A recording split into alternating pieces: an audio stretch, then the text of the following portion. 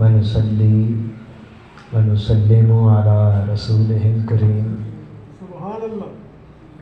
أما بعد فأعوذ بالله من الشيطان الرجيم بسم الله الرحمن الرحيم سبحان الله. يا أيها الذين آمنوا ادخلوا في السلم كافة ولا تتبعوا خطوات الشيطان إنه لكم عدو مبين صدق الله العظيم. سبحان الله. رب اشرح لي صدري ويسر لي أمري واحلل عقدة من لساني يفقهوا قولي. واجب الاحترام حاضرین و سامعین، اللہ رب العزت کا بے حد و حساب مرتبہ شکر ہے جس کی توفیق سے اور جس کی عنایت سے آج ہم سب لوگ ہمارے نہایت ہی واجب الاحترام محترم ماسٹر اکرم صاحب کی لخت جگر نور نظر اسرم ولید کی دعوت ولیمہ کے سلسلہ میں منعقد ہونے والی اس انتہائی خوبصورت اور باوقار محفل کے اندر ہم سب لوگ حاضر ہیں. سال ہا سال کے بعد پرسوں حاجی صاحب کے ساتھ فون پر بات ہوئی تو انہوں نے بتایا کہ میرے لخت جگر کی شادی ہوئی اور اس حوالے سے دعوت ولیمہ کے موقع پر خواہش تھی کہ آپ آئیں اور تھوڑی سی محفل بھی ساتھ ہو جائے، کچھ گفتگو ہو جائے. مجھے یہ جان کر بہت خوشی ہوئی کہ انہوں نے جب مجھے یہ بتایا کہ میں نے بڑی سادگی کے ساتھ کوشش کی ہے کرنے کی، اور جو خرافات، واہیات، لغویات، فضولیات اور طرح طرح کے رسوم و رواج اس طرح کے موقعوں پر کیے جاتے ہیں ان سے بچنے کی کوشش کی ہے. اس چیز نے بہت ایک تسکین دی، خوشی ہوئی. دیکھیں کسی بھی بندے کے ایمان کی حالت کا اندازہ لگانا ہونا وہ کتنے پانی میں ہے تو اس کا اندازہ روٹین کے حالات میں نہیں ہوتا ہے، وہ ہوتا ہے یا تو خوشی کے حالات میں یا پھر غمی کے حالات میں. بس کسی بندے کو پرکھنا ہونا کہ اس کا ظرف کتنا ہے تو اس ظرف کا اندازہ روٹین کے عام حالات میں نہیں ہو سکتا. پتہ اس وقت چلتا ہے کہ بندہ کتنے کے پانی میں ہے جب اس کے اوپر کوئی خوشی کا موقع آتا ہے یا پھر کوئی غمی کا موقع آتا ہے. اس وقت بڑے بڑے لوگ پھر آپے سے باہر ہو جاتے ہیں، نہ خوشی کے اندر اپنے آپ کو سنبھال پاتے ہیں اور نہ غمی کے اندر. مگر اللہ کہتا ہے کہ اصل امتحان ہی اس وقت ہے بندہ کتنے ظرف میں. ہمارے ہاں ہوتا کیا ہے، شادی بیاہ کا موقع آتا ہے تو خدا اور خدا کے رسول کو تو 8 دن پہلے ہی کہہ دیا جاتا ہے جی آپ ہمارے گھر سے نکل جائیں، یہاں آپ کا کیا کام. ہم نے تو اپنی من مانیاں کرنی ہیں، اپنی مرضیاں کرنی ہیں، اپنی ریجیں لانی ہیں، اپنے سارے ارمان پورے کرنے ہیں اور پتہ نہیں کس کس قسم کی خرافات واہیات ہم نے کرنی ہیں. لہذا خدا اور خدا کے رسول کا اس گھر کے اندر کیا کام ہے. اللہ کہتا اچھا مجھے ناراض کر کے ان خوشیوں کو دینے والا تو میں ہوں. اولاد کس نے دی؟ اولاد کے لیے شادی کا موقع کون لے کر آیا؟ خالق کائنات. وہ کہتا اچھا میری دی ہوئی خوشیوں کو مناتے وقت مجھے ہی ناراض کر رہا ہے. یہ چند دنوں کے چند لمحوں کے چسکے لے لے، آگے چل کر دیکھ میں اس خوشیوں کے ٹاج کے اندر کس طرح آگ لگاتا ہوں.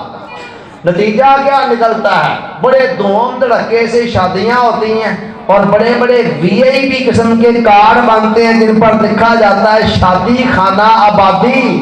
اور شادی جب گزرتی ہے تو وہ شادی خانہ آبادی کی بجائے شادی خانہ بربادی بن جاتی ہے. بڑی بڑی شادیوں کو ہم نے دیکھا بڑے ارمانوں کے ساتھ، بڑے جناب چاؤ کے ساتھ شادیاں ہو رہی ہیں اور سال نہیں گزرتا ہے نوبت طلاق تک پہنچ جاتی ہے. اور طلاق تک نہ بھی پہنچے تو اندر کھاتے پتہ نہیں کیسی کیسی آگ سلگ رہی ہوتی ہے. تو میں انشاءاللہ اللہ نے چاہا جتنا یقین آپ کو اس وقت دن کے دن ہونے کا ہے نا، اتنا ہی یقین مجھے اس بات کا ہے کہ شادی کے اندر بڑی برکتیں آئیں، بڑی رحمتیں آئیں گی اور بڑی آسودگیاں آئیں۔ یہ بات میری زندگی بھر کے تجربات کا نچوڑ ہے، اور یہ میرا نہیں، خالق کائنات کا اپنا قانون ہے۔ حضرت عائشہ صدیقہ رضی اللہ تعالی عنہا کو ایک لیٹر لکھا حضرت امیر معاویہ رضی اللہ تعالیٰ عنہ نے، کہا کہ اماں عائشہ مجھے کوئی مختصر سی نصیحت کریں۔ پرانے زمانوں کے اندر نا بڑوں سے نصیحتیں پوچھی جایا کرتی تھی کہ جی کوئی نصیحت کریں جو میرے لیے فائدہ مند ہو۔ اماں مجھے کوئی مختصر سی نصیحت کریں جس سے مجھے کوئی فائدہ ہو۔ اماں عائشہ صدیقہ نے کاغذ قلم پکڑا اور لکھا کہ اے امیر معاویہ، میں نے حضور علیہ السلام سے سنا ہے کہ جو بندہ لوگوں کو خوش کرتے کرتے اللہ کو ناراض کر دے گا، اللہ بالآخر انہیں لوگوں کے حوالے ہی کر دے گا۔ لو بھی تم نے ان کو خوش کرتے کرتے مجھے ناراض کیا ہے نا، تو لو اب میں تمہیں انہی کے حوالے کر رہا ہوں، اور نتیجہ یہ نکلے گا کہ خدا بھی ناراض اور پھر آخر لوگ بھی ناراض ہو جائیں گے۔ لوگوں کو چند دن بعد یاد بھی نہیں ہوتا ہے کہ اس بندے نے مجھے خوش کرنے کے لیے کتنے پاپڑ بیلے تھے، فلاں موقع پر کیا کیا کچھ کیا تھا، اس کو یاد بھی نہیں رہتا ہے۔ اور اس کے برعکس جو بندہ اللہ کو خوش کرتے کرتے لوگوں کو ناراض کر لے گا، چند دن نہیں گزرے گے اللہ ان ناراض لوگوں کو خود خوش کر دے گا۔ یہ خالق کائنات کا قانون ہے جو تاجدار کائنات نے بیان فرمایا۔ اور حضرت عائشہ صدیقہ امیر معاویہ رضی اللہ تعالیٰ عنہ کی درخواست پر ان کو یہ نصیحت کر رہی ہیں کہ یہ نصیحت پلے باندھ لو کہ اللہ کو خوش کرتے کرتے اگر لوگ ناراض بھی ہو گئے نا تو اللہ لوگوں کو ناراض رہنے نہیں دے گا۔ وجہ کیا ہے کہ لوگوں کے تو اپنے دل خالق کائنات کے دستے قدرت میں ہیں۔ بھئی میرا جو دل ہے وہ میرے کمپاس کہاں ہے، وہ تو میرے رب کے دستے قدرت میں ہے، جدھر کو چاہے پھیر دے۔ حضور علیہ السلام کی ایک اور حدیث ہے، فرمایا لوگوں کے دل رحمان کی 2 انگلیوں کے درمیان ہے، الٹتا پلٹتا رہتا ہے۔ میرے دل میں جس کے متعلق مرضی و محبت ڈال دے اور جس کے متعلق چاہے نفرت ڈال دے۔ تو لہذا سودا کون سا سستا ہے، خدا کو راضی کرنے والا یا مخلوق کو؟ خدا کو راضی کر لیں۔ اللہ کی عزت کی قسم کھا کر کہتا ہوں زمانے والوں کو وہ خود راضی کر دے گا۔ آپ کو زمانے والوں کے پیچھے نہیں جانا پڑے گا، زمانے والے خود آپ کے پیچھے آئیں۔ حضرت عبد الواحد رحمت اللہ علیہ اللہ کے ولی اللہ تھے۔ ایک دن ان کے ذہن میں بیٹھے بٹھائے ایک عجیب خیال آیا کہ یا اللہ تیری رحمت سے امید ہے کہ مجھے تو جنت میں داخل کرے گا، اگر میں جنت میں چلا گیا تو جنت کے اندر میرا ساتھی کون ہوگا، میرا پیر کون ہوگا، میری اہلیہ زوجہ دنیا میں سے کس کو بنائے گا؟ ممکن ہے شادی ان کی نہ ہوئی ہو کوئی اس وجہ سے، ورنہ تو قانون یہ ہے کہ دنیا کے اندر جو میاں بیوی ہیں وہ جنت میں جائیں گے تو وہاں بھی آپس میں وہ میاں بیوی بنے گے۔ تو ان کے ذہن میں یہ خواہش آئی، اللہ تعالیٰ نے دل میں القاء کیا کہ وہ حبشہ کے علاقے کی رہنے والی عورت ہے میمونہ اس کا نام ہے، وہ جنت کے اندر تیری ساتھی بنے گی۔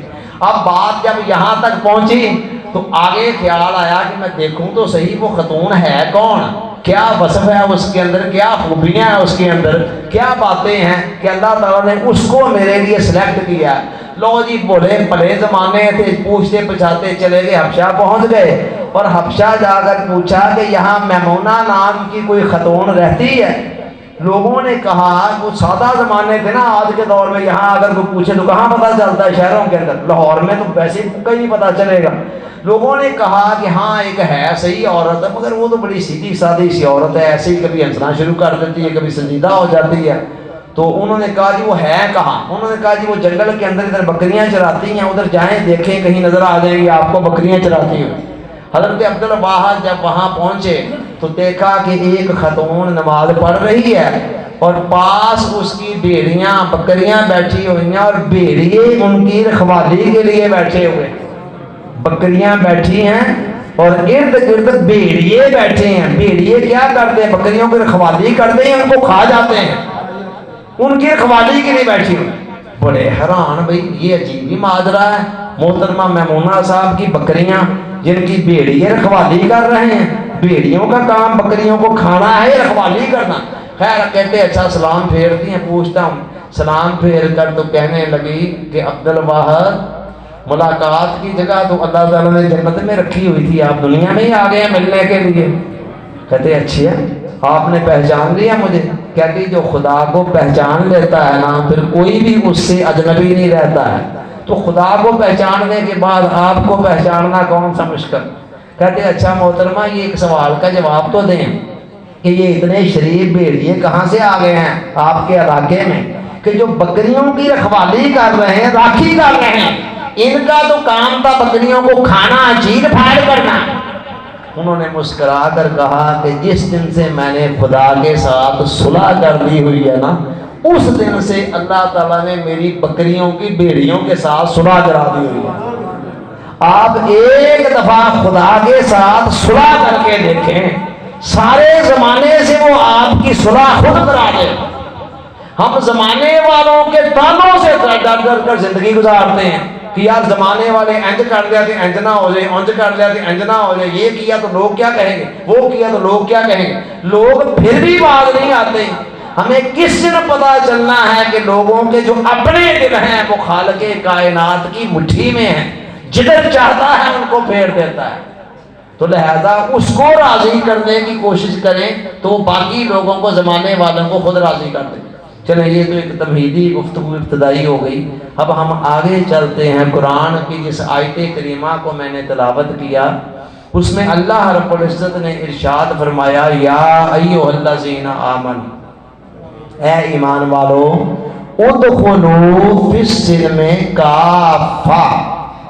خطاب کن کو کیا جا رہا ہے؟ کافروں کو نہیں کیا جا رہا، ایمان والوں کو کہا جا رہا ہے. جو دائرہ ایمان میں داخل ہیں ان کو کہا جا رہا ہے. باری تعالیٰ ایمان والے حاضر ہیں، کیا حکم ہے؟ فرمایا ادخلوا فی السلم کافہ. ایمان کے اندر، اسلام کے اندر پورے کے پورے داخل ہو جاؤ. دو رنگی چھوڑ کر یک رنگ ہو جا، سراسر موم یا پھر سنگ ہو جا. ایمان کی برکتیں اگر لینی ہے، ایمان کے کمالات کو حاصل کرنا ہے، ایمان کے ثمرات کو اگر حاصل کرنا چاہتے ہو تو پھر ایمان کا رنگ پورا پورا اپنے اوپر چڑھاؤ. اگر اللہ کے ساتھ تعلق قائم کرنا چاہتے ہو تو پھر پورے پورے اس کی بندگی کے دائرے میں آؤ. یہودیوں کا یہ معمول تھا کہ جب ان کے ہاں بچہ پیدا ہوتا نا تو اس کو زرد رنگ کے پانی سے غسل دیتے، نہلاتے، اور یہ سمجھتے بس جی اب اس کے اوپر یہودیت کا پکا رنگ چڑھ گیا ہے. ان کی دیکھا دیکھی عیسائیوں کے اندر بھی یہ بات آ گئی. انہوں نے بھی سوچا اچھا ان کے یہاں بھی بچہ پیدا ہوتا تو کسی رنگدار پانی سے غسل نہلا کر کہتے بس اب اس پر عیسائیت کا رنگ چڑھ گیا. وہ اللہ تعالیٰ نے فرمایا بے وقوفو، جاہلو، احمقو، یہ بھی کوئی رنگ ہے جو چڑھا رہے ہو؟ اگلی دفعہ نہلاؤ گے تو وہ رنگ دوبارہ اتر جائے گا. اور رنگ چڑھانا ہے تو خدا کا رنگ چڑھاؤ، صبغۃ اللہ، اللہ کا رنگ چڑھاؤ. ومن احسن من اللہ صبغہ، اور اللہ کے رنگ سے بہتر رنگ اور کس کا ہو سکتا ہے؟ خدا کا رنگ چڑھاؤ جس کے متعلق عارف کھڑی شریف نے کہا تھا کہ کچا رنگ لڑاری والا چڑھوا لیندا رہندا، عشق تیرے دا رنگ محمد چڑھیا کدے نہ لیندا. جس کو موت بھی نہ اتار سکے، قبر میں جا کر بھی وہ رنگ چڑھا رہے، حشر میں جا کر بھی چڑھا رہے. سو اللہ کہہ رہے ہیں میرے بندو اگر میرا رنگ چڑھانا ہے پھر یہ ڈب کھڑبا رنگ جو ہے نا یہ اچھا نہیں ہوتا. میرا رنگ چڑھانا ہے تو پھر پورا چڑھاؤ. یہ کیا بات ہوئی کہ دو باتیں میری مان لی، چار شیطان کی مان لی، چار نفس کی مان لی؟ تو فرمایا ایمان میں پورے کے پورے داخل ہو. اور پورے کے پورے داخل ہونے کا معیار کیا ہے؟ آگے فرمایا وَلَا تَتَّبِعُوا خُطُوَاتِ الشَّيْطَانِ، شیطان کے نقشے قدم پر نہیں چلنا ہے. دو باتیں میری مان لو، چار اس کی مان لو، یہ طرز عمل نہیں چلے گا. یک رنگ، اے ہمارا اپنا حال کیا ہے؟ اے چمن والو، چمن میں یوں گزارا چاہیے باغباں بھی خوش رہے اور راضی رہے، صیاد بھی. صیاد شکاری کا کام ہوتا ہے باغ کو اجاڑنا، اور باغباں جو مالی ہوتا ہے وہ باغ کو سنوارنا چاہتا ہے، بنانا چاہتا ہے. تو دونوں کے ساتھ آپ بیک وقت کیسے دوستی رکھ سکتے ہیں کہ آپ باغبان کے ساتھ بھی دوستی رکھیں جو باغ کو بنانا چاہتا ہے، سنوارنا چاہتا ہے، نکھارنا چاہتا ہے، اور آپ اس شکاری کے ساتھ بھی دوستی رکھیں جو اس باغ کو اجاڑنا چاہتا ہے۔ تو یہ دونوں دوستیاں بیک وقت نہیں چل سکتی، مگر ہماری زندگی آپ دیکھیں اسی طرح میں چلتی ہے کہ اے چمن والوں، چمن میں یوں گزارا چاہیے، باغبان بھی خوش رہے اور راضی رہے، صیاد بھی، یہ دونوں کو کٹھے راضی نہیں رکھا جا سکتا۔ اسی طرح خدا اور شیطان کو بیک وقت راضی نہیں کیا جا سکتا۔ فرمایا انہو لکم عدو مبین، وہ تمہارا کھلم کھلا دشمن ہے۔ دیکھیں دشمنوں کے ساتھ کوئی پیار کی پنگیں بڑھاتا ہے، فرمایا وہ تمہارا دشمن ہے، اور تمہاری دشمنی کی وجہ سے ہی میں نے بھی اس کو اپنا دشمن بنایا ہوا ہے۔ آپ دیکھیں شیطان کا اور خدا کا ڈائریکٹ کوئی تنازع ہے؟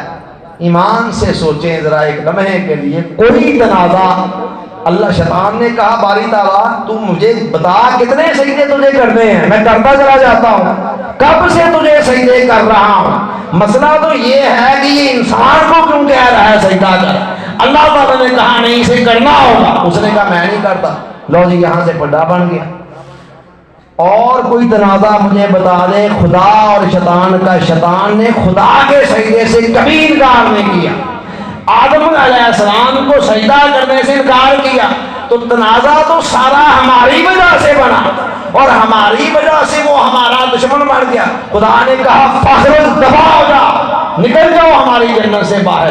اس نے منہ پہ ہاتھ پھیر کر کہا اچھا اس کی وجہ سے مجھے نکال رہا، لَأُغْوِيَنَّهُمْ أَجْمَعِينَ، باری تعالیٰ مجھے ذرا مہلت دے، اور میں چیلنج کر رہا ہوں کہ قیامت تک اس انسان کو گمراہ کرتا رہوں گا۔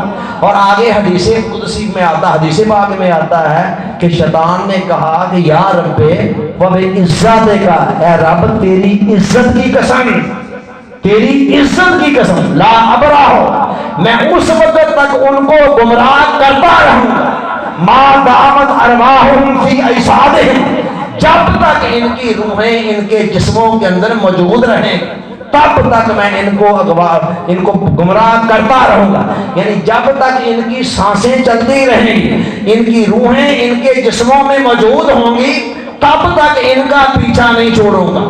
جب خدا کے سامنے کھڑے ہو کر اس نے چیلنج کیا، اور وہ بھی خدا کی قسم کھا کر، اچھا اللہ تعالیٰ نے کہا اچھا ہماری بارگاہ میں کھڑے ہو کر ہماری ہی قسم کھا کر ہمیں چیلنج کر رہے ہو کہ میں ان کو گمراہ کر کے چھوڑوں گا، گمراہ کرتا رہوں گا۔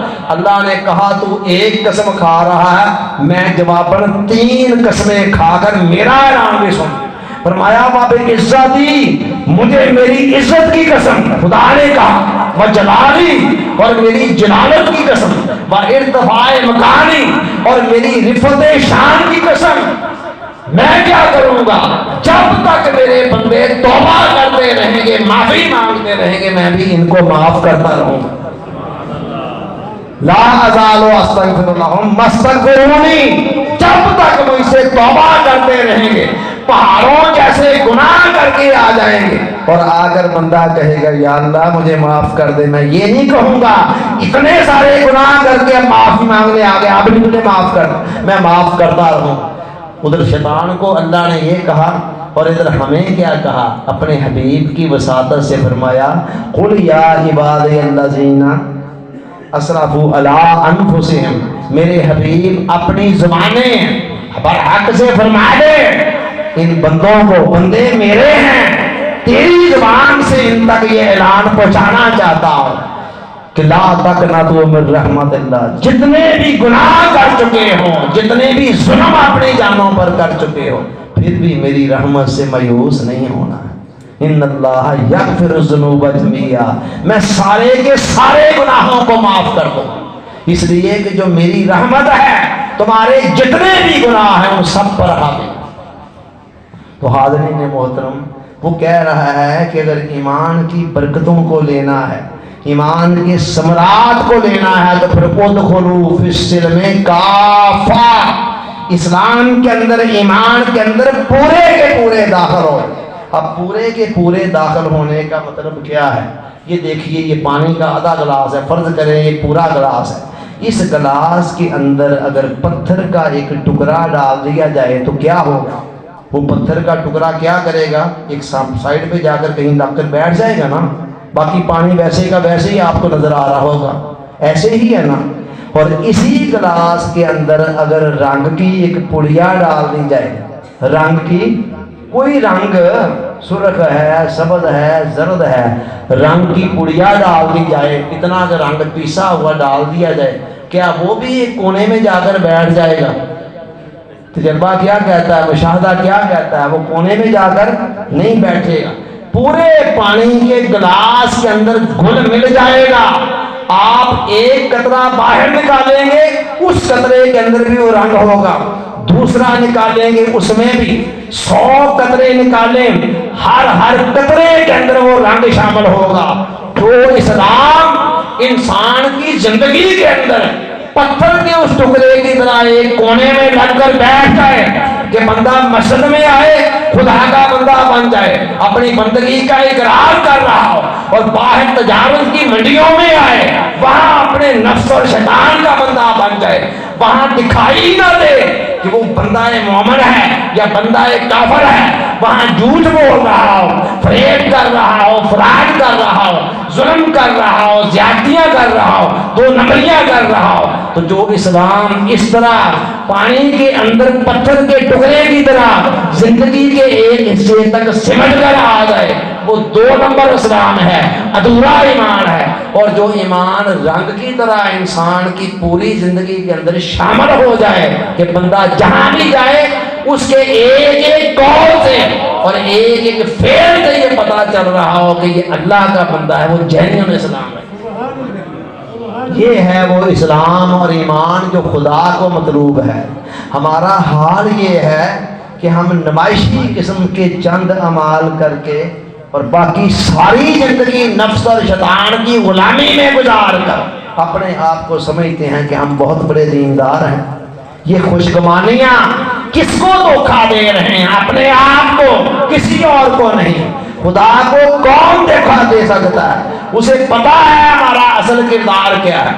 اس ایمان کی، اللہ کی عزت کی قسم، دنیا کے اندر آپ کو جتنی نعمتیں ملی ہیں نا، ان میں سے سب سے قیمتی اور انمول نعمت یہ ایمان ہے۔ مگر چونکہ ہمیں بیٹھے بٹھائے مفت میں بغیر کسی کوشش کاوش کے مل گیا، اس لیے ہماری نظروں میں اس کی قدر ہی کوئی نہیں ہے، اس کی کیئر کوئی نہیں ہے، حفاظت کوئی نہیں ہے، اس کی قدر کوئی نہیں ہے۔ پوچھیں ذرا بلال حبشی سے، جن کو ایمان کسی قیمت پر ملا تھا، کہ اس ایمان کی کیا قیمت ہے۔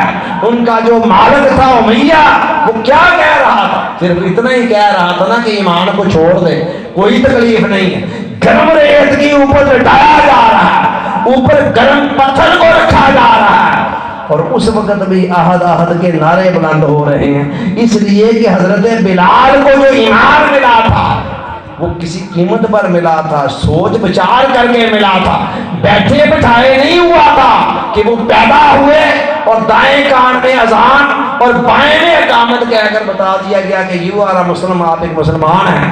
کیونکہ ایمان خود شعوری کوشش کے ذریعے سے حاصل کیا تھا، اس لیے دنیا کی ہر چیز سے قیمتی تھا۔ اگر اس ایمان کی قیمت پوچھنی ہے تو حضرت صہیب رومی سے پوچھیں جو ہجرت کرنے لگے، سامنے کافروں کا ایک جتھا آ گیا، انہوں نے کہا ہم تمہیں نہیں جانے دیں گے مدینہ ہجرت کرنے کے لیے، وہاں جا کر تم مسلمانوں کی طاقت میں اضافے کا ذریعہ بنو، لہذا ہم نہیں جانے دیں۔ انہوں نے تیر نکال لیا، کہا تمہیں پتا ہے میں کتنا بڑا تیر انداز ہوں، 2-4 کو تو مار کر ہی مروں گا، جانا تو میں نے ہے۔ ہاں ایک کام کر دو، تمہیں پتا ہے میری جائیداد کتنی ہے مکہ کے اندر؟ انہوں نے کہا پتا ہے۔ کہتے ساری جائیداد لیگلی تمہارے نام لکھ دیتا ہوں اور آرام سے میرا راستہ چھوڑ دو۔ انہوں نے کہا اور کیا چاہیے، لڑے بڑے بغیر کتنی جائیداد مل رہی ہیں، جہاں جہاں ان کا کوئی مکان ہے، پلاٹ ہے، کوئی پرمٹ ہے، جو بھی بینک بیلنس ہے، سارا کچھ مل رہا ہے، لے لو آرام سے۔ حضرت صہیب رومی نے سب کچھ لکھ لیا اور لکھ کر چلے گئے، مدینہ منورہ پہنچے تو جن کی خاطر یہ سب کچھ کر کے گئے تھے ان کو بھی تو سب پتا تھا نا۔ حضور علیہ السلام نے پوچھا صہیب کیا چھوڑ آئے ہو، کیا لے آئے ہو؟ عرض کی آقا سارا کچھ الف سے لے کر یہ تک ساری جائیداد ساری دولت دے آیا، لے کے کیا آئے ہو؟ یا رسول اللہ ایمان لے آیا ہوں۔ آقا نے مسکرا کر فرمایا صہیب تم نے زندگی کے اندر بڑی تجارتیں کی ہوں گی، بڑی سودے کیے ہوں گے، مگر اللہ کی عزت کی قسم اتنا خوبصورت سودا تم نے کبھی نہیں کیا ہوگا۔ یہ ہے ایمان کی قدر، جنہوں نے شعوری طور پر سوچ بچار کر ایمان حاصل کیا۔ اس ایمان کی قدر پوچھنی ہے تو فرعون کے دربار کے جادوگروں سے پوچھیں۔ جب حضرت موسیٰ علیہ السلام مقابلے میں آئے، فرعون نے سوچا میری خدائی کا تخت لرز رہا ہے، اس نے سوچا جادوگروں کو جمع کرو اور جمع کر کے اس کا مقابلہ کر کے کسی نہ کسی طرح سے اپنی خدائی، اپنی حکومت، سلطنت بچا لو۔ اس نے ملک کے چوٹی کے جادوگر جمع کیے، انہیں کہا ہمارے ہاں ایک جادوگر آ گیا ہے، اس کا مقابلہ کرنا ہے۔ لو جی قرآن پوچھیں، قرآن بڑے سواد لے لے کر موسیٰ علیہ السلام کا واقعہ چسکے لے لے کے بیان کرتا ہے۔ سب سے زیادہ قرآن میں جو واقعہ بیان حضرت موسیٰ علیہ السلام کا پچھلے انبیاء میں سے، قرآن بتاتا ہے کہ مقابلہ شروع ہونے سے پہلے فرعون کے پاس وہ جادوگر بڑے کھڑپینچ قسم کے جادوگر آئے ہوئے ہیں، تو وہ فرعون سے پوچھ رہے ہیں فرعون حضور آئنا لنا اجرن ان کننا نحن الغالبون، اگر آج ہم غالب آ گئے مقابلے کے اندر، موسیٰ کو ہم نے ہرا دیا، تو کیا ہمیں اجر کوئی آپ کی طرف سے کوئی انعام و اکرام ملے گا؟ فرعون بیچارے کے ہاتھ پاؤں پھولے ہوئے تھے، اس نے کہا تم اجر کی بات کرتے ہو؟ نام ہاں ہاں ہاں جتنا کہو گے، جتنا کہیں گا اجر دوں گا۔ وَإِنَّكُمْ لَمِنَ الْمُقَرَّبِينَ، اور ساتھ ساتھ تمہیں اپنی دربار کے VIP لوگ بھی بنا دوں گا، ساتھ کو وزارتیں بھی دے دوں گا، کو منسٹریاں بھی دے دوں گا، اعلیٰ عہدے دے دوں گا، تم کسی طرح سے موسیٰ علیہ السلام کو مقابلے میں شکست دو۔ لو جی مقابلہ شروع ہوتا ہے، ادھر سے اللہ کا پیغمبر بیٹھا ہوا ہے، ادھر جادوگر بیٹھے ہوئے ہیں۔ جادوگروں نے کہا ہاں جی آپ کچھ پہل کریں گے کہ ہم کریں؟ پیغمبر نے کہا نہیں، پیغمبر کبھی پہل نہیں کیا کرتا، تم نے جو پہلے کرنا ہے نا کر دو۔ انہوں نے اپنی رسیاں ڈالی، وہ رسیاں جادو کے زور سے چلتے پھرتے سانپ نظر آنے لگ پڑے۔ اب جادو کا اصول یہ ہے کہ چیز کی ماہیت نہیں بدلتی ہے، جسٹ وہ ایسا کوئی انسان کی نظروں کو دھوکا ہوتا ہے کہ لگتا ایسے ہے کہ جیسے یہ چیز کچھ اور ہو گئی ہے۔ آپ نے کئی مرتبہ دیکھا ہوگا وہ ہمارے مداری والے جادوگر کبوتر نکال کر دکھا دیتے ہیں، ایسے چیز کی کوئی حقیقت نہیں بدلی ہوتی، صرف ایسا نظروں کا ایسا دھوکا ہوتا ہے وہ جادو کے ذریعے سے کہ بندے کو نظر کچھ اور آ رہی ہوتی۔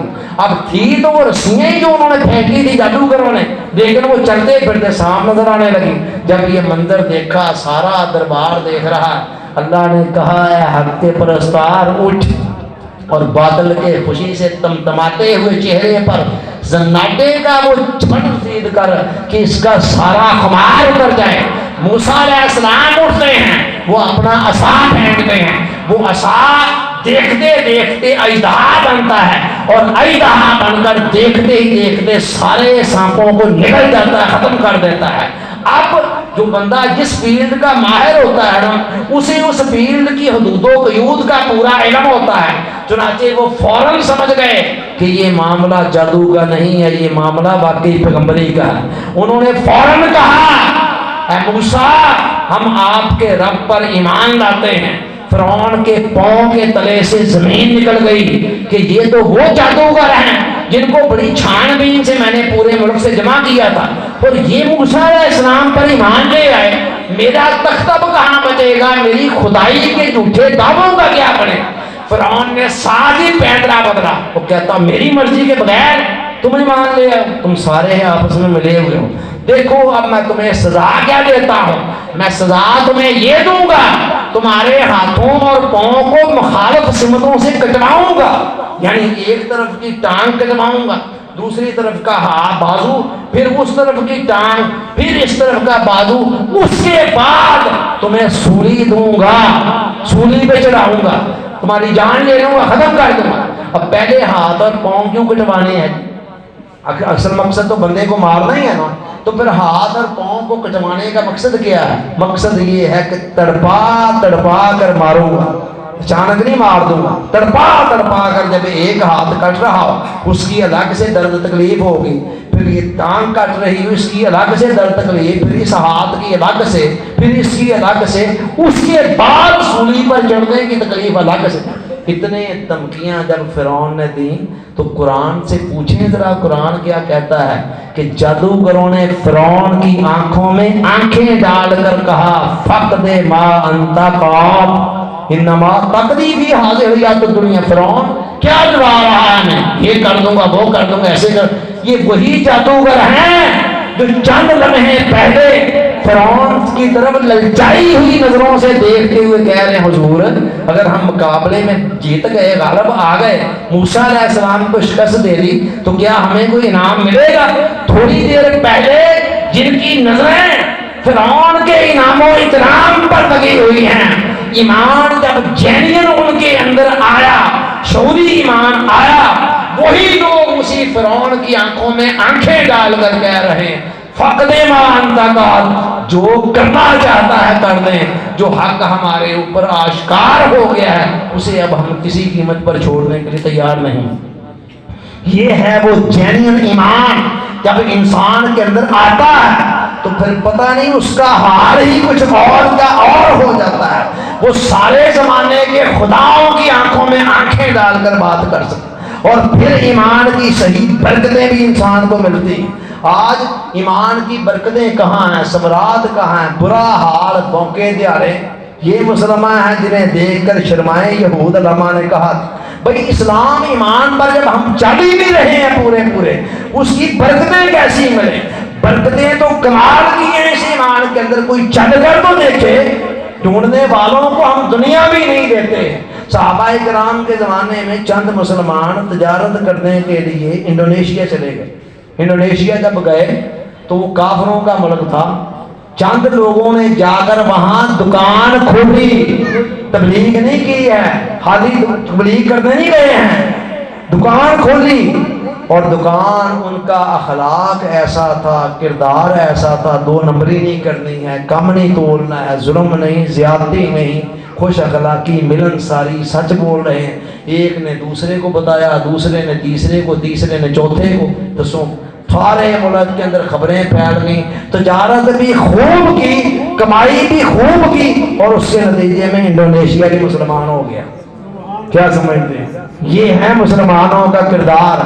آج کئی کئی محلے کے اندر تبلیغیں چل رہی ہیں، نتائج کہاں ہیں؟ وجہ کیا ہے؟ ہمارے اپنے کرداروں کی کمیاں کمزوریاں، نتیجہ کچھ بھی نہیں ہے۔ ایمان یقین کریں اگر جینین معنوں میں آ جائے تو بندے کا حال ہی اس کی تبلیغ بن جاتا ہے۔ پاکستان بننے سے پہلے کا واقعہ ہے، ہندوستان پر جب انگریزوں کا راج تھا اس زمانے کے اندر مسلمانوں اور ہندوؤں کے درمیان ایک تنازع کھڑا ہو گیا، اور تنازع عدالت تک جا پہنچا۔ تنازع کیا تھا؟ ایک پلاٹ تھا، اس پلاٹ کے متعلق مسلمان کا دعویٰ تھا کہ یہ میرا ہے، ہندو کہتا تھا یہ میرا ہے۔ اب دونوں کا پھڈا تھا، تو مسلمان نے تھوڑا سا تڑکا لگانے کے لیے نا پتہ ایک اور شوشہ چھوڑا، کہتا میں نے تو یہاں مسجد بنانی ہے۔ ہندو نے کہا اچھا یہ بات ہے، تو نے مسجد بنانی ہے تو میں نے تو یہاں مندر بنانا ہے، پلاٹ میرا ہے۔ لو جی، پہلے تو معاملہ دو افراد کا تھا، اب دو قوموں کا بن گیا۔ ہندوؤں کی پشت پر سارے ہندو آ گئے کہ جی یہاں تو مندر بننا ہے، مسلمانوں کی پشت پر مسلمان آ گئے، مقدمہ عدالت تک چلا گیا۔ جج انگریز تھا، انگریزوں نے حکومت اتنے سال ایسے نہیں کہ بڑے سیانے تھے سوچ سمجھ کر چلتے، اس نے کہا یہ معاملہ اب دو افراد کا نہیں ہے، دو پوری کمیونٹیوں کا ہے، جس کے حق میں نے فیصلہ دے دیا دوسری ساری کمیونٹی ہمارے خلاف ہو جائے گی۔ اس نے کہا اچھا یہ بتاؤ کہ کوئی ہے ایسا بندہ جس کے متعلق تم دونوں کا اتفاق ہو، جس پر تمہیں اعتماد ہو، اس کی گواہی اگر میں لے لوں کہ اس کا کیا خیال ہے اور آس پاس رہنے والا ہو، حالات کو جاننے والا ہو۔ ہندوؤں نے کہا جی مسلمانوں کے ایک مفتی صاحب ہیں، مفتی الہی بخش کاندھلوی صاحب، وہ آ گئے اور وہ اگر کہہ دیتے ہیں نا پلاٹ مسلمانوں کا تو ہم مان لیں۔ مسلمانوں سے پوچھا ہاں بھی آپ کو ان پر اعتماد ہے؟ مسلمانوں نے کہا موجے مفتی صاحب بلا کیسے کہیں گے یہ پلاٹ ہمارا نہیں ہے، جب ہم کہہ رہے ہیں ہم نے یہاں مسجد بنانی۔ انہوں نے کہا ٹھیک ہے جی ہمیں بھی مارا ہے۔ لو جی مفتی الہی بخش کاندھلوی صاحب کو جج صاحب نے پیغام بھیجا کہ حضور آپ فلاں دن عدالت میں آئیں، اہم مقدمہ ہے، آپ کی گواہی دینی ہے، اس پر فیصلہ کرنا ہے۔ مفتی صاحب نے کہیں قسم کھائی ہوئی تھی کہ میں نے فرنگی کا منہ نہیں دیکھنا ہے، ٹھیک ہے، وہ تقویٰ و طہارت کے اس مقام پر تھے. انہوں نے جواباً جج کو کہا کہ یار میں نے ایک قسم کھائی تھی، لیکن چلو میں قسم کا کفارہ دے لوں گا، لیکن چونکہ مقدمہ اہم ہے لہذا میں گواہی دینے کے لیے آ جاؤں. لو جی، جس دن وہ دن آیا، آپ کو پتا جیسے ہمارے یہاں مقدمہ کوئی اہم ہو، کھچا کھچ کمرہ عدالت بھر جاتا ہے، لوگوں کو زبردستی باہر نکالنا پڑتا ہے. وہی حساب مسلمانوں کا، ادھر مسلمانوں کا جمع غفیر، ادھر ہندوؤں کا جمع غفیر، اور عدالت کا کمرہ کھچا کھچ بھرا ہوا ہے کہ آج فیصلہ کیا ہوتا ہے. جج صاحب کے سامنے مفتی صاحب روسٹم پر کھڑے ہیں. جج صاحب نے پوچھا مفتی صاحب آپ اسی جگہ کے رہنے والے ہیں آس پاس؟ کیونکہ اس زمانے میں ایک کمپیوٹر اس طرح کا کمپیوٹرائز ریکارڈ تو نہیں نہ ہوتا تھا آج سے 200 سال پہلے. آپ بتائیے گا کہ یہ پلاٹ آپ کے علم کے مطابق کس کا ہے؟ مفتی صاحب نے کہا کہ میں جدی پشتی اس علاقے کا رہنے والا ہوں، میرے علم کے مطابق یہ پلاٹ ہندو کا ہے، مسلمان کا نہیں ہے. جج صاحب نے کہا اچھا. جج صاحب نے ساتھ ہی لگے ہاتھ ایک اور سوال پوچھ لیا، اچھا مفتی صاحب یہ بتائیں اگر یہ پلاٹ ہندو کا ہے تو پھر ہندو یہاں مندر بنانا چاہتا ہے، کیا وہ بنا لے مندر؟ مفتی صاحب نے کہا جب پلاٹ اس کا ہے وہ جو مرضی کرے، مندر بنائے یا گھر بنائے، ہمیں کیا اعتراض ہو سکتا ہے؟ یہ اسلام جینین اسلام یہ ہے، ٹھیک ہے بھائی جو مرضی بنائے وہ، ہمیں کیا اعتراض ہو سکتا ہے؟ جج نے فیصلہ لکھتے ہوئے ایک اتنا خوبصورت جملہ بولا. جج نے کہا کہ آج کے اس مقدمے کے اندر اسلام جیت گیا ہے، مسلمان ہار گئے. غور کریں ذرا یہ جملہ کیا ہے جج کا، اسلام جیت گیا ہے اور مسلمان مقدمہ ہار گئے. پھر مسلمانوں نے لگی وہاں سوچا جی بس ٹھیک ہے پلاد آ رہا آنے دو. انہوں نے یہ نہیں دیکھا اسلام کے اصول کیا ہے. عام سارے مسلمان یہی چاہ رہے تھے نا، ان کو اس سے غرض نہیں تھی پلاٹ ہندو کا کہ مسلمان کا. کہتے تھے یہاں مسجد بننی چاہیے، مندر نہیں بننا چاہیے، لہذا پلاٹ ہماری طرف آنا چاہیے. مفتی صاحب نے جینین اسلام کے اصولوں کو لیتے ہوئے جو صحیح گواہی تھی وہ دی، اور اس کے نتیجے میں تو اسلام کا صحیح چہرہ تو یہی تھا نا جو مفتی صاحب نے رکھا سامنے، وہ تو نہیں تھا جو مسلمان رکھ رہے تھے. چنانچہ جج نے کہا کہ اس مقدمے کے اندر مسلمان ہار گئے مگر اسلام جیت گیا ہے. جب یہ بات ہوئی تو وہ ہندو جو تھا نا وہ کمرہ عدالت میں اٹھ کر کھڑا ہو گیا. اس نے کہا اچھا جج صاحب ایک فیصلہ آپ نے سنا دیا ہے، اب دوسرا فیصلہ میرا سن لیں. میں ابھی اور اسی وقت کلمہ پڑھ کر مسلمان ہوتا ہوں اور اس جگہ پر مندر نہیں مسجد ہی بنے. یہ ہے اسلام جینین اور یہ ہے ایمان. یقین کریں آج بھی دیکھیں یہ کتنی برکتیں، ایمان کی برکت. پتہ نہیں اللہ تعالیٰ کیا کیا کچھ دیتا ہے. انڈیویجول سطح پر، کوئی انفرادی سطح پر ایمان میں صحیح داخل ہو جائے اس کی انفرادی زندگی میں برکتیں آنی شروع ہو جاتی ہیں. اگر کوئی قوم بحیثیت مجموعی ایمان کے تقاضوں کو پورا کرنا شروع کر دے تو اس میں برکتیں آنی شروع ہو جاتی ہیں. تو آج انفرادی سطح پر بھی برا ہی حال ہے ہمارا، اور قومی سطح پر بھی اتنا برا حال، بھیک مانگتے پھرتے ہیں. کبھی IMF کا ترلا دے رہے ہیں حضور ہماری یہ مدد کر دیں، وہ کہتے ہیں جی قرضہ دیں گے اتنا سود ہوگا اور ساتھ یہ شرطیں ہوں گی. پتہ ہے آپ کو کل گیس پھر اس سال میں تیسری مرتبہ مہنگا ہو گیا. ایک سال کے اندر، ایک مالی سال کے اندر گیس کی قیمت تیسری مرتبہ بڑھ گئی ہے. پچھلے منتھ کے اندر ہمارا جو بل تھا وہ 10,000 گیس کا آیا اور اس دفعہ جو آیا ہے وہ 28,000 آیا ہے. پتہ نہیں مجھے باقیوں کا کیا حساب ہے، میں اوورآل بتا رہا ہوں. وہ ذرا کمبائنڈ 3-4 منزلیں ہیں وہاں پر 2 کمبائنڈ یوز کرتے ہیں. تو تیسری مرتبہ یہ قیمت بڑی کیوں ہے؟ آپ اخباروں کو دیکھیں، دوسرے تیسرے معاملات دیکھیں، آپ کو پتہ چل جائے گا کہ IMF سے جب قرضے کی قسط لی تھی نا ان کے ساتھ وعدہ کیا تھا حضور والا. آپ نے یہ کہا نا کہ 1 سال کے اندر 3 مرتبہ اس قوم کی ہڈیوں کو نچوڑنا ہے. مائی باپ ہم حاضر ہیں. یہ ذلتیں، یہ رسوائیاں کہاں سے آ رہی ہیں، کیوں آ رہی ہیں؟ صرف اس لیے کہ ایمان ہے، ایمان کے تقاضوں کو پورا نہیں کر رہے، ایمان کی برکتوں سے محروم ہیں، ایمان کے ثمرات سے محروم ہو رہے ہیں، کیونکہ جب صحیح معنوں میں ایمان کے تقاضوں کو پورا نہیں کر رہے. یاد رکھیں دین کی جو برکتیں ہیں نا بڑے کمال کی ہیں.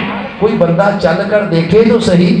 ایک صحابی رفع حاجت کے لیے جنگل میں گیا، اور جنگل میں گیا، حالات کوئی ٹائٹ تھے، اس نے دیکھا کہ ایک چوہا بل سے باہر نکلا اور اس کے منہ میں 1 دینار، وہ چھوڑ کر پھر چلا گیا، دوسرا پھر لے کے آیا، پھر آیا باہر، پھر 1 اور دینار، حدیث پاک کا سنا رہا ہوں، تیسرا 1 اور دینار، اس طرح غالباً 17 دینار آئے اور اس نے اٹھائے اور آ گیا اور حضور علیہ السلام کی بارگاہ میں پیش کر کے کہنے لگا یا رسول اللہ یہ پیسے میرے اوپر حلال ہیں کہ حرام ہیں؟ یہ پیسے اس طرح ایک چوہا اپنے بل میں سے نکال کر لاتا رہا۔ تو حضور علیہ السلام نے فرمایا یہ اللہ کی طرف سے آنے والا رزق ہے جو تمہیں دیا جا رہا ہے۔ چنانچہ جب انسان اسلام اور ایمان پر عمل پیرا ہو رہا ہو تو پھر چوہوں کے بلوں سے بھی بندے کو رزق ملنا شروع ہو جاتا ہے، اور جب ایمان کے تقاضوں کو پورا نہ کر رہا ہو تو پھر جو رزق مل رہا ہوتا ہے وہ بھی بلوں کے اندر جانا شروع ہو جاتا ہے۔ کتنے سارے معاملات ہمارے بلوں کے اندر کتنی رقمیں جا رہے ہیں، اور جب ایمان جینین آتا ہے تو پھر بلوں سے رزق ملنا شروع ہوتا ہے۔ اب جینین ایمان ہے کیا؟ ٹوٹل 2 چیزیں ہیں، دین کی جملہ تعلیمات 2 ہیں، نمبر 1 حقوق اللہ اور نمبر 2 حقوق العباد۔ بس سارے کا سارا دین جو ہے نا ان 2 چیزوں کے اندر ہے۔ حقوق اللہ کا مطلب ہے کہ جو اللہ کے حق ہیں، حقوق ہیں ہمارے اوپر، ان کو حد الوسع پورا کرنے کی کوشش کی جائے، اور حقوق العباد کا مطلب ہے کہ جو بندوں کے حقوق ہیں ہماری طرف، یہ بندوں کے جو حقوق ہیں نا یہ بھی بندوں نے مقرر نہیں کیے، یہ بھی خدا نے ہی مقرر کیے ہیں، لیکن چونکہ اس میں ساتھ بندے بھی انوالو ہو گئے لہذا ان کو حقوق العباد کہا جاتا ہے۔ یاد رکھیں جو حقوق العباد ہیں نا وہ 7 حقوق اللہ بھی ہیں، یعنی میرے والدین کے میرے اوپر جو حقوق ہیں، میرے ہمسایوں کے جو حقوق ہیں، وہ میرے ہمسایوں نے خود تو نہیں میرے اوپر فرض کیے تو اللہ نہیں ہے، لیکن چونکہ ہمسائے بھی انوالو ہو گئے لہذا وہ حقوق اللہ بھی ہیں اور ساتھ حقوق العباد بھی۔ یہ 2 چیزیں ہیں ٹوٹل۔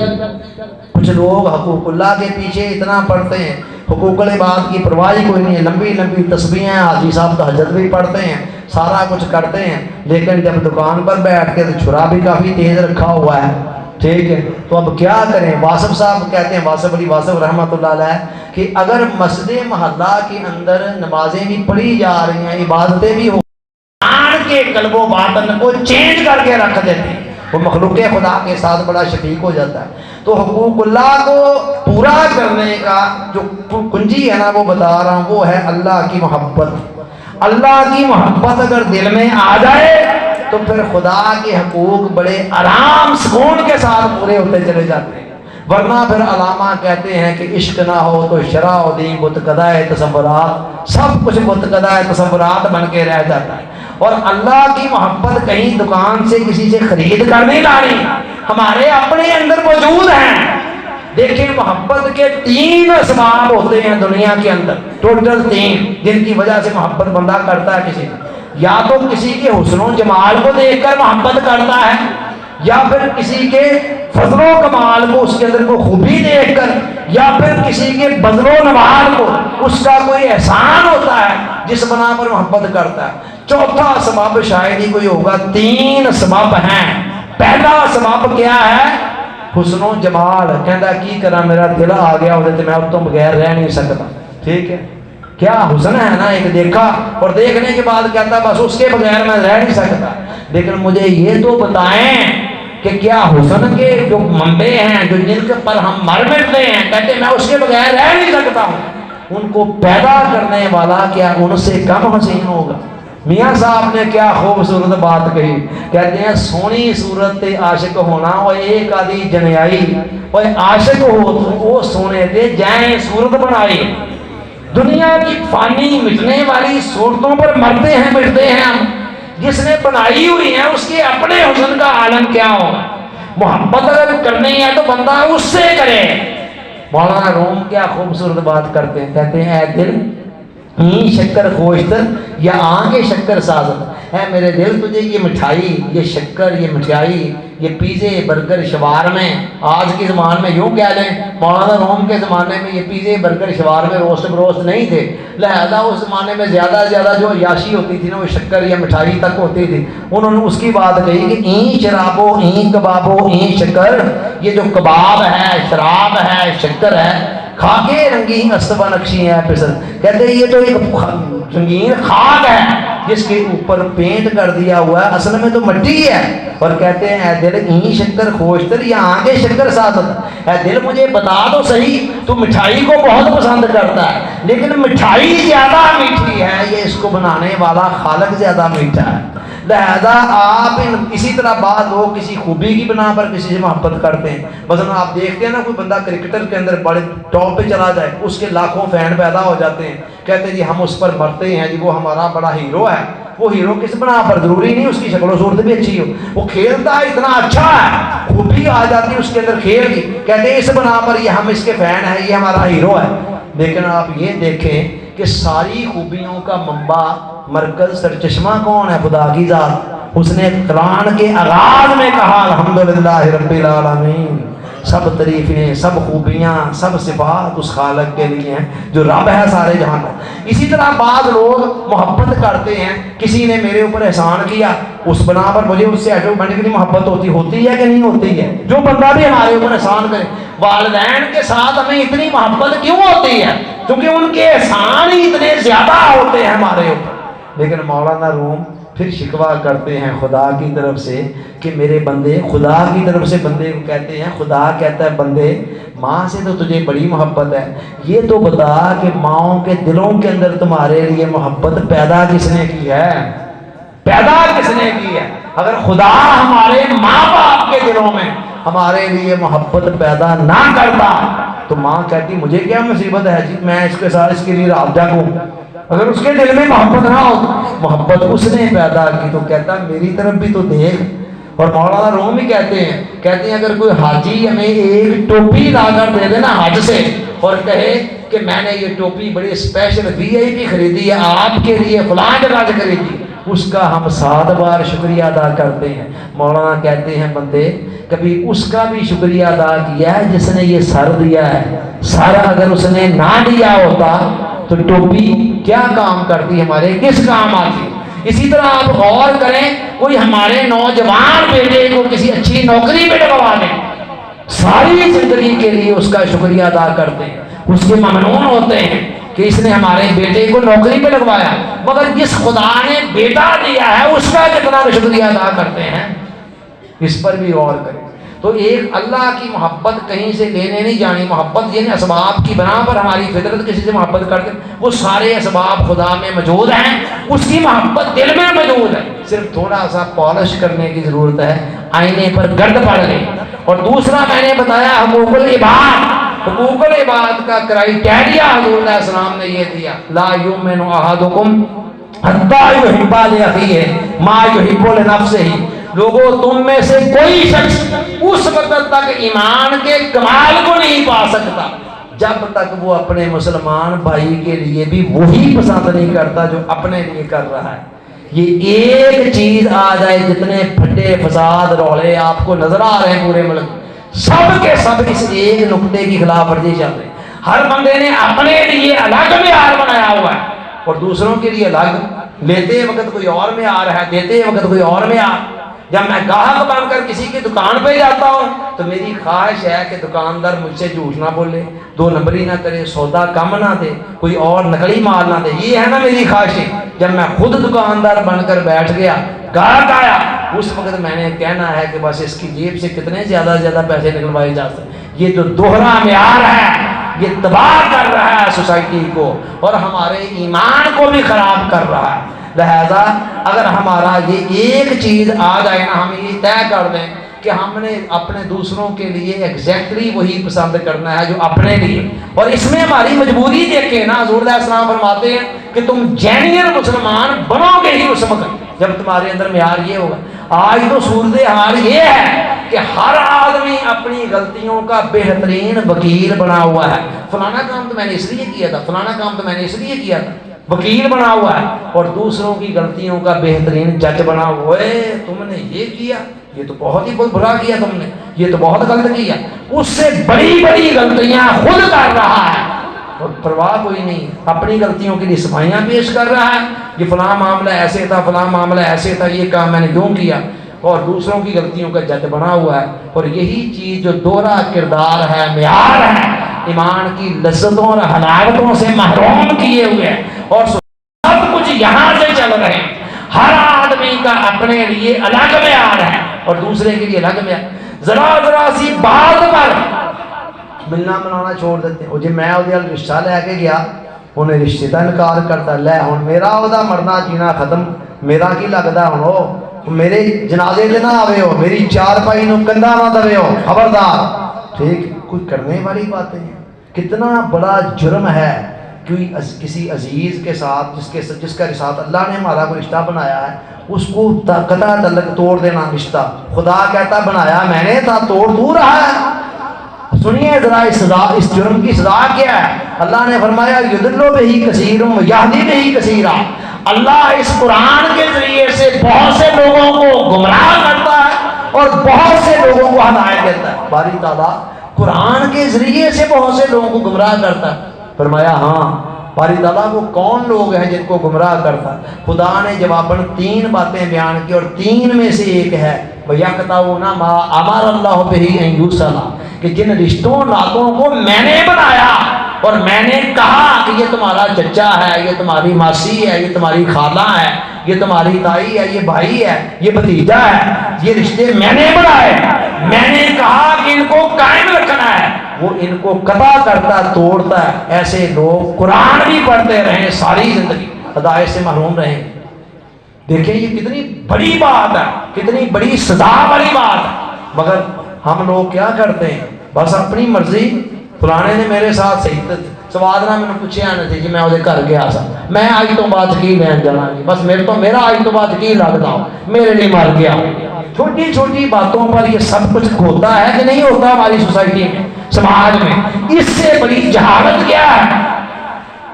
حضور علیہ السلام نے فرمایا لا يدخل الجنت قاطع، جو بندہ رشتوں کو ناتوں کو قطع کرتا ہے وہ جنت میں نہیں جائے گا جتنی مرضی باتیں کرتا رہے. 5 کی بجائے 6 نمازیں، 7 نمازیں، 8 نمازیں، 9 10 تہجد اشراق چاشت ابابین سب کچھ پڑھتا رہے، اس کے باوجود بھی جنت میں نہیں جا سکے. کتنا بڑا جرم ہے یہ جو ہم کرتے ہیں. اور اس طرح کے پتہ نہیں کتنے معاملات ہیں، دوسروں کی دکھ دے کر اذیت دے کر اپنی قبروں کو انگاروں سے بھر رہے ہیں. جتنے زیادہ ہم لوگوں کے دلوں کو زخمی کرتے ہیں اتنا اپنی قبروں کو انگاروں سے بھرتے ہیں. وجہ کیا ہے کہ دوسروں کے لیے ہمارا معیار اور ہے اور اپنے لیے معیار اور ہے. اور جب تک اپنے لیے معیار اور ہے دوسروں کے لیے اور ہے تب تک ہم ایمان کی لذتوں اور حلاوتوں اور سرشاریوں کو نہیں پا سکتے. اچھا سوال یہ پیدا ہوتا ہے، آپ میں سے کوئی کہہ سکتا ہے جو فلانا میرا عزیز ہے جی وہ میرے نہ سواد نہ بول رہی نہیں، میں کی کراں پھر بولا میں انہاں کی میں سواد نہ بولا. آپ کو حضور علیہ السلام نے اس حوالے سے کرائیٹیریا کیا دیا، فرمایا سل من قطع کا. اے بندے اگر ایمان کی لذتوں حلاوتوں کو پانا چاہتا ہے نا تو جو بندہ تیرے ساتھ قطع تعلق ہی کر رہا ہے کہتا میں نہیں تینوں ملنا، آپ کہیں یار میں نے تو تمہیں ملنا ہے اس لیے کہ میرا اور تمہارا رشتہ خدا نے بنایا ہوا ہے، نہ تو تم نے بنایا ہے نہ میں نے بنایا، تو میں تو نہیں توڑ سکتا. فرمایا سل من قطع کا، جو تیرے سے نہیں ملنا چاہتا لیکن تیرا عزیز ہے رشتہ دار ہے اس کی بے پرواہی کے باوجود سے مل. وَعْفُ عَمَّنْ ظَلَمَكَ، اور جو تیرے اوپر ظلم کر رہا ہے تو حد الوسع اس کو درگزر کر معاف کر. وَآتِ مَنْ حَرَمَكَ، اور جو تجھے تیرے حق سے محروم کر رہا ہے تو نے جواباً بھی اس کو اس کے حق سے محروم نہیں کرنا، اس لیے کہ وہ تو ظالم بن رہا ہے، تجھے تیرے حق سے محروم کر کے ظالم بن رہا ہے نا. جو بندہ بھی مجھے میرا حق نہیں دے رہا وہ اپنے آپ کو ظالموں کی فہرست میں شمار کر رہا ہے. لیکن اللہ کہہ حضور علیہ السلام فرما رہے ہیں جواباً تو اس کو اس کے حق سے محروم کر کے تو بھی اپنے آپ کو ظالموں کے اندر کیوں شمار کرانا چاہتا. یہی بات ہوئی تھی نا پہلے دن قابیل اور حابیل کے درمیان. یہ دونوں آدم علیہ السلام کے بیٹے تھے. حابیل چھوٹا تھا، متقی تھا، تقوی والا، پرہیزگار تھا، اس کی قربانی اللہ نے قبول کر دی. قابیل بڑا تھا، وہ اتنا متقی نہیں تھا، نیک نہیں تھا، اس کی قربانی قبول نہ ہوئی. قابیل کو غصہ آ گیا، اس نے حسد میں آ کر کہا کہ لاکھ تو اللہ کا میں تجھے قتل کر دوں گا. کیوں تیری قربانی کیوں قبول ہوگی ہے، میری کیوں نہیں ہوئی ہے؟ اس زمانے میں اصول یہ تھا کہ جو بندہ قربانی کرتا آسمان سے ایک آگ آتی، جس کی قربانی کو وہ آگ کھا لیتی نا، سمجھا جاتا کہ اس کی قربانی قبول ہے. اللہ نے یہ قانون بنایا ہوا تھا. اب قابیل اور حابیل دونوں نے قربانیاں کی، آگ آئی، اس نے قابیل کی قربانی کو کھا لیا اور حابیل کی قربانی کو کھا لیا، قابیل کی قربانی کو رہنے دیا. اب کیا ہوا؟ قابیل کو غصہ آ گیا کہ میری قربانی کیوں نہیں قبول؟ اس نے کہا میں تجھے قتل کر دوں گا. حابیل نے کہا کہ پہلی بات تو یہ ہے تو اپنے اندر دیکھ، تیرے اپنے کردار میں کیا کمی ہے، تیری قربانی خدا نے کیوں قبول نہیں کی، میرے اوپر نہ غصہ کر. اور دوسرا یہ ہے اگر تو میرے اوپر ہاتھ اٹھائے گا نہیں تو میں پھر بھی جواباً تیرے اوپر ہاتھ نہیں اٹھاؤں گا، چونکہ تو نے تو ہاتھ اٹھا کر ظالم بن جانا ہے. میں جواباً ہاتھ اٹھا کر میں بھی اپنے آپ کو ظالموں کی فہرست میں نہیں لانا چاہتا ہوں، لہذا میں تیرے اوپر ہاتھ نہیں اٹھاؤں. چنانچہ انہوں نے نہ اٹھائے.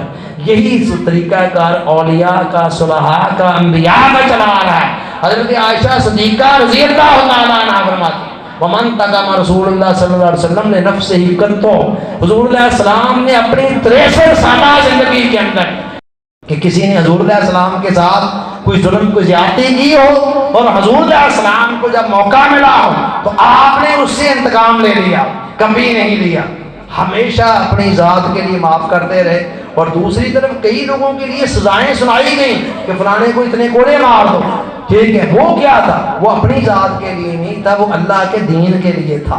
تو لہذا یہ طریقہ ہے. تو بتا یہ رہا ہوں کہ حقوق العباد کے حوالے سے بھی بہت ساری کمیاں بیشیاں ہمارے اندر پائی جاتی ہیں، اور حقوق اللہ کے حوالے سے بھی بہت ساری کمیاں بیشیاں ہماری طرف پائی جاتی ہیں. نتیجہ کیا ہے کہ خدا نے کہا تھا کہ ادخلوا فی السلم کافہ. اگر ایمان کی برکتوں کو لینا چاہتے ہو تو پھر پورے کے پورے ایمان میں آؤ، اور پورے کے پورے ایمان میں آؤ تو پھر کیا کروں گا میں؟ سنیے ذرا پھر خدا کیا کرے گا. اللہ کہتا وَلَوْ أَنَّ أَهْلَ الْقُرَىٰ آمَنُوا وَاتَّقَوْا لَفَتَحْنَا عَلَيْهِمْ بَرَكَاتٍ مِّنَ السَّمَاءِ وَالْأَرْضِ. اگر ان بستیوں کے رہنے والے لوگ ایمان لے آئے اور ایمان کے ساتھ تقویٰ کو جمع کر دیں، فرمایا لَفَتَحْنَا عَلَيْهِمْ بَرَكَاتٍ مِّنَ السَّمَاءِ وَالْأَرْضِ. ہمیں ہماری عزت کی قسم ہم ان پر آسمانوں اور زمینوں کی ساری برکتوں کے دروازے کھول دیں. آج تو برکتوں کے لیے دعائیں مانگتے ہیں نا، برکتیں پھر نہیں ملتی ہیں، زندگی کے اندر بے برکتی ہے. تمام افراد کما رہے ہیں، پتہ نہیں چل رہا ہے. پنڈا پنڈولیا کے ننگ پاک ایک مکی چگلا دوجی تیار، ایک مصیبت سے جان نہیں چھوڑتی دوسری تیار کھڑی ہوتی ہے.